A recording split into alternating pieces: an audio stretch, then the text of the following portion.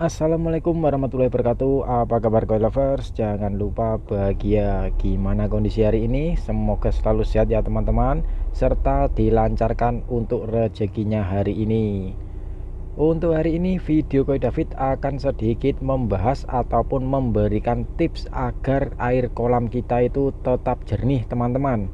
Nah, seperti apakah keseruan hari ini? Silahkan disimak video ini tanpa di skip sedikit pun ya teman-teman, agar teman-teman semuanya memiliki kolam koi yang airnya terlihat sangat jernih dalam waktu yang lama serta tanpa dilakukan pengurasan.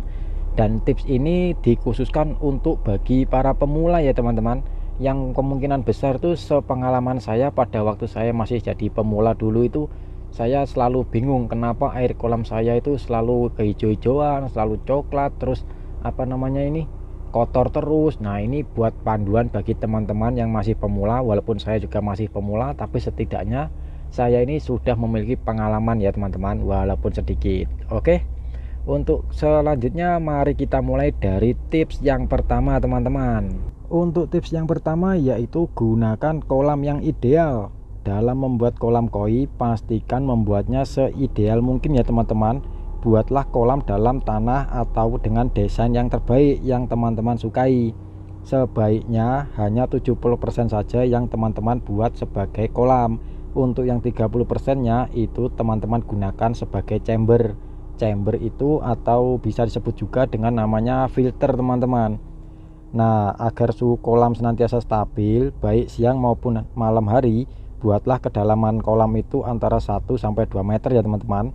Kedalaman kolam yang baik selain membuat koi merasa lebih nyaman dan aman dari gangguan, itu juga akan membuat proses pertumbuhan ikan koi itu lebih cepat teman-teman.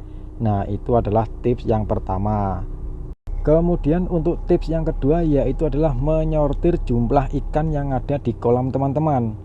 Hal pertama yang harus teman-teman lakukan dalam menjaga kualitas air adalah memastikan jumlah ikan yang teman-teman pelihara harus sesuai dengan ukuran kolam.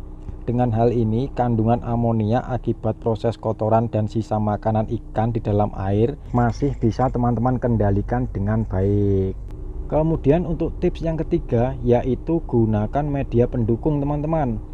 Perlu adanya pembagi media pembantu sehingga kadar oksigen dalam kolam dapat memenuhi kebutuhan semua ikan dengan baik. Di antara media tersebut seperti filter untuk menjaga baik sirkulasi air maupun aerator dan juga air terjun mini. Maksudnya teman-teman harus memperhatikan sistem aerasi, filterisasi dan juga sistem sirkulasi pada kolam.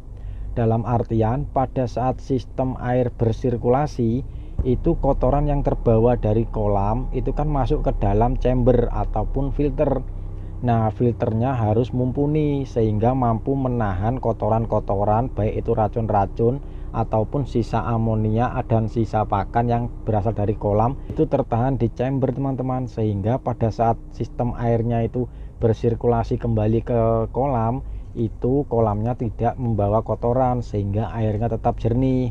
Kemudian pada saat airnya bersirkulasi otomatis kan kembali ke dalam kolam. Nah, pada saat kembali ke kolam itu pasti menciptakan arus dan juga percikan air yang mengandung unsur-unsur oksigen teman-teman, sehingga oksigen terlarut di dalam kolam itu terpenuhi sehingga ikan koi teman-teman itu tidak kekurangan oksigen terlarut dan nyaman tinggal di kolam teman-teman. Nah, itu adalah tips yang nomor 3. Nah, kemudian untuk tips yang nomor 4 yaitu teman-teman harus memiliki lampu UV.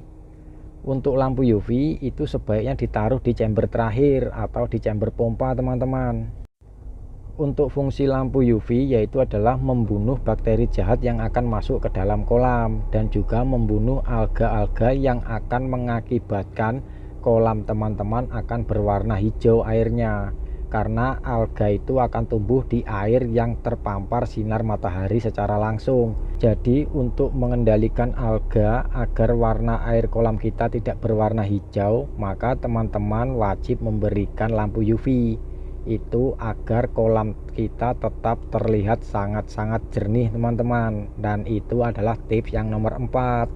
Kemudian untuk tips yang terakhir yaitu adalah tips yang nomor 5 yang pernah saya alami dan pernah saya lakukan secara langsung, yaitu adalah melakukan dripping pada waktu pagi hari teman-teman. Tidak perlu lama atau tidak terlalu sebentar, yaitu cukup 5 menit. Dalam waktu 5 menit itu kita bisa melakukan dripping dari kolam agar air itu ada penambahan dan juga ada pengurangan secara otomatis. Yang dimaksud dripping itu adalah menambahi air kolam teman-teman, bisa dari kran atau dari selang manapun. Maksudnya itu dari air luar, dari air sumur ataupun dari air PDAM teman-teman. Nah, untuk air yang melober itu biarkan keluar aja, nggak apa-apa. Dan setiap hari kita lakukan seperti itu, setiap pagi itu nanti akan membuat air kolam kita itu terasa sangat segar dan juga terasa sangat-sangat jernih setiap saat teman-teman. Dan itu adalah tips yang selalu saya lakukan di rumah. Itu tidak perlu lama, cukup 5 menit aja teman-teman setiap hari. Tapi itu dulu pada waktu saya pertama kali membuat kolam sampai usia kolam itu 4 bulan. Dan setelah usia 4 bulan saya tidak pernah melakukan dripping lagi. Itu adalah pengalaman pribadi dari saya sendiri teman-teman. Dan itu tadi adalah tips-tips di mana yang saya alami selama saya memiliki kolam koi. Jadi semoga aja ini nanti bermanfaat buat teman-teman semuanya yang masih pemula khususnya ya, yang ingin membuat air kolamnya itu terasa sangat jernih. Nah itu tadi teman-teman. Oke, untuk hari ini aku cukupkan sampai di sini dulu ya teman-teman, untuk review dan juga memberi tips buat teman-teman semuanya. Apabila teman-teman menyukai video Koi David, tetap selalu saya ingatkan untuk klik tombol like, comment, and subscribe ya teman-teman, agar saya lebih bersemangat lagi dalam membangun channel video Koi David. Apabila teman-teman menyukainya, tetap juga jangan lupa di share ke teman-teman semuanya ya. Oke, salam koi lovers untuk persahabatan, jangan lupa bahagia. Semoga kita bisa maju bareng-bareng ya teman-teman. Sampai jumpa dan wassalamualaikum warahmatullahi wabarakatuh.